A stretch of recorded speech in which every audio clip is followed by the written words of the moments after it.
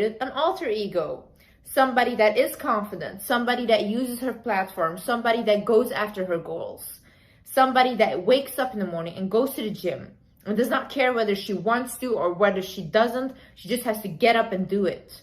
Somebody with a very hard mindset. Somebody, when she gets told that she's ugly, she doesn't look good, because I get told things like that daily on my social media. Somebody that created tough skin because she has to take it all in order for her to achieve what she wants to achieve. So you don't like yourself, you create another version. Maybe even act. If you start acting like it, you'll become it. There is no other way. I don't understand why people say like, oh my God, this is like magic, it's not real. How is this magic? If you start doing what the higher version of yourself would do, obviously you'll become her. This is like very logical. You see, you have to think about it, right? How does the higher version of yourself look like? What is she wearing? Or what is he wearing? Who do they date? Where do they hang out? How do they spend their time? What's their career? Even down to the haircut. What's the haircut like? What does this person look like in your head? I cannot tell you that. You know what best you looks like. Maybe the best version of you has a little weight to lose. Maybe the best version of you has a little weight to gain. Maybe the best version of you has muscle to gain. You notice all these things for yourself. I cannot tell you this because I do not know what the highest version of yourself looks like. I only know what the highest version of myself looks like. So once you got that goal in mind, you know what the highest version of yourself looks like, you have to start acting towards it. So you have to start planning your goals. For example, I'm telling you, in my head, okay, the highest version of myself, I know her perfect weight. I have a very petite frame. Too skinny does not look good on me because, like I told you guys, I had an eating disorder. I was there. I looked sick. I looked like I was dying. Does not look good on me. A little weight, but like toned, looks the best on me. And I know that this I can achieve through gym and fitness and weightlifting. So every single day when I wake up and I do not want to go to the gym, but I think to myself, okay, what would the highest version of myself do right now? The highest version of myself gets out of bed, says, thank you, God, for waking me up today. Thank you for this blessed day. This day is going to be so good. I started with positive affirmations. I put my gym shoes on and I get off to the gym. That's what the highest version of myself does. And every single day, even if I like pick a meal, right? I love sugar. I love like sugary foods and stuff. But I always think, what would the highest version of myself do? Would she get this dessert? Because my issue is sugar causes breakouts with me and I get inflamed. I do not digest it well. It's very bad for me. I think I have an allergic reaction to sugar because I get like a rash in my face as well. So this is really not good for me. So I always think like, okay, what would the highest version of myself do? Because the highest version of myself has really nice skin. So the highest version would not take that dessert. She would take maybe caffeine instead, like something like a coffee or a tea that will suppress like, that suppresses my craving for sugar, right? So I do that instead because that's what the higher version of myself would do. Same thing with reading books. I cannot concentrate. I do not want to read books at all. But the highest version of myself, she needs to finish the books because she knows books are knowledge and knowledge is key. Knowledge will get you so far in life. I cannot explain this enough. The more you know, the better. The highest version of myself is also very confident. Liz is shy. She does not want to go out in public. She does not want to speak. She just wants to be ignored in her room, safe, where nobody can judge her, nobody can talk about her, nobody knows anything about her. But the highest version of myself has a platform and she wants to use that platform for the better. She wants to use that platform to help people. This is something I'm very passionate about. This is my passion. Because right now, I was doing this giving advice, making videos, having my TikTok, I would never ever promote anything, because I did not want my followers to buy something that I did not use myself. So I would get so many questions for brand deals and emails and offering me a lot of money, and I always declined, because either I use it myself and I promote it, or I don't promote it at all and I do not care about the money. That is how passionate I am about this. I did this thing for a while for free.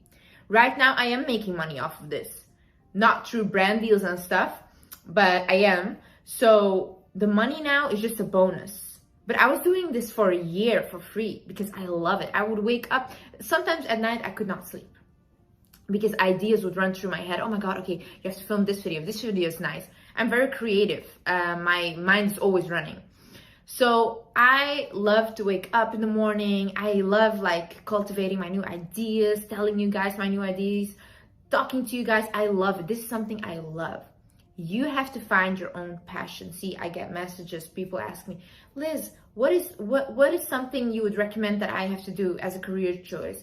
What is something, what is my passion and stuff?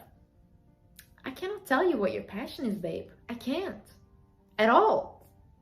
You know, even my sister, right, who is literally my own blood, she does not want what I want, because this is not for her.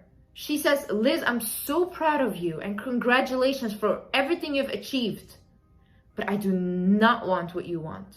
I would never put myself in a position like that for people to judge me. And this is very hard. You have to create such tough skin to be a public figure, or to be an influencer, or even a celebrity. This is so hard, because the tiniest things people notice about you and they start saying it, and you start looking yourself in the mirror differently. You can be the most confident person ever, but when so many people say it over and over again, you're like, oh my God, is this true? Do I really look like that? You know, it's almost like a body dysphoria you create in your head. It's insane. So you really have to get tough skin for that. And a lot of people do not want this. But see, I believe that God gives us passions because that's what we're supposed to do. God doesn't give you just like a talent or a passion just like that, you know? Why do you not want to go climb the Mount Everest, for example? Why is that not your passion? Because it was not for you. You know deep down inside what you were meant to do. And if you don't have a passion, or you think you don't, think about, what am I really good at? What would people even pay like $10 for me to do? Like, for example, me, I'm very good at giving advice. I have always been given advice since I was a child. I gave advice to my mom when I was 5 years old about how she should work her marriage out and stuff, what she should do. I have been doing this for a while, and I am good at this. And when I speak from the heart. And when my followers on Instagram ask me for advice, I give them advice for free. But you think if I would ask them like, okay, I'll give you advice, but send me $10, they would 100% give it. Because this is how good I am at it. Every single person is good at something. It might be like as small as cooking. Maybe you're a really good cook. Bake pies, start selling your pies, do things like that. Bake other foods. Maybe you're very good at managing a team. Why don't you start a management company? Maybe you're very much into social media, but you don't want to be seen. Start a social media company where you make other people famous, but you're on the background, you know? These are like things you have to think about. Like, what am I really good at? What would people pay even $10 for? To get real honest with yourself. Like, really. I am so tired of these people always sugarcoating stuff. Always being like, oh no, always be kind to yourself. In my opinion, that's toxic. You cannot always be kind to yourself. Sometimes you need a reality check. For example, I suffered from a depression for 2 years severely. I would not leave my room. Like, not at all. My mom would come into my room in the morning to check if I was alive, if her daughter was breathing. And like, if I think about it right now, it's very hard for me to even talk about. But that was my reality. And I do not want like pity or something, you know. I got over it and I became this version of myself. So it's a blessing. But at that time, I remember I would always talk to my mom, and I would tell her, Mom, like, I have this desire to help people. And maybe it was because I felt so helpless myself that I wanted to help other people. And my mom was like, Liz, like, what are you talking about? Just get a 9 to 5, like a normal job. What are you talking about? YouTube, social media? Like, are you insane? And I didn't even have any social media back then, you know? And I was like, no, Mom, I want this. I need this. I want to help people. And she was like, she looked at me. She's like, Liz, you can't even help yourself. And that really hurt me. I remember I went up to my room and I started crying. I started bawling my eyes out. And I was like, why does she hate me? She's so mean to me and all these things. And then when I was done crying, the next morning I woke up and I was like, wow, my mom is right. How am I trying to help other people when I cannot even help myself? And then I remember I did my skincare. I put my I changed my pajama again, and I went back to sit on my bed. And I was like in my head just waiting until it got evening again, like every single day. I would just sit on my bed and wait until it got dark again. And then at that day in particular, I went to the mirror, I looked at myself and I was like, Liz, you're pathetic. You are so pathetic. Look at yourself. These are your youngest years. Every second you're getting older, and you have wasted the last 2 years in your room doing nothing. So then from that day on, I remember I made a plan. I was like, okay, we have to think, what would the better version of me do? So then I started like, okay, the better version of me would start maybe getting out of her room, you know, going outside, maybe get some fresh air. So I started doing that. I started going for walks every single day. I would make sure I would get my 10,000 steps in. I started eating healthier. I started like making myself oatmeal. I enjoyed doing that. Then I started listening to like podcasts, motivational things. You know, I used to listen to this before, but now I started hearing them. I started really like listening. And the most important thing I have ever done in my life is believe in the law of assumption and believe in God. Because I started to communicate with God.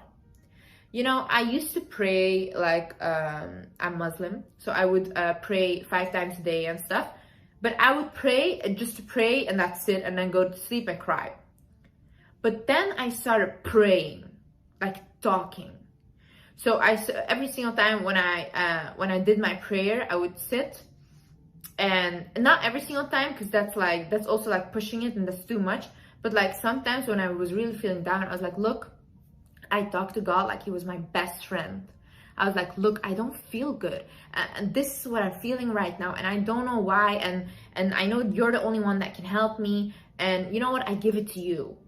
You know what's best for me. Then show me the way. I asked him, show me the way. How do I do it?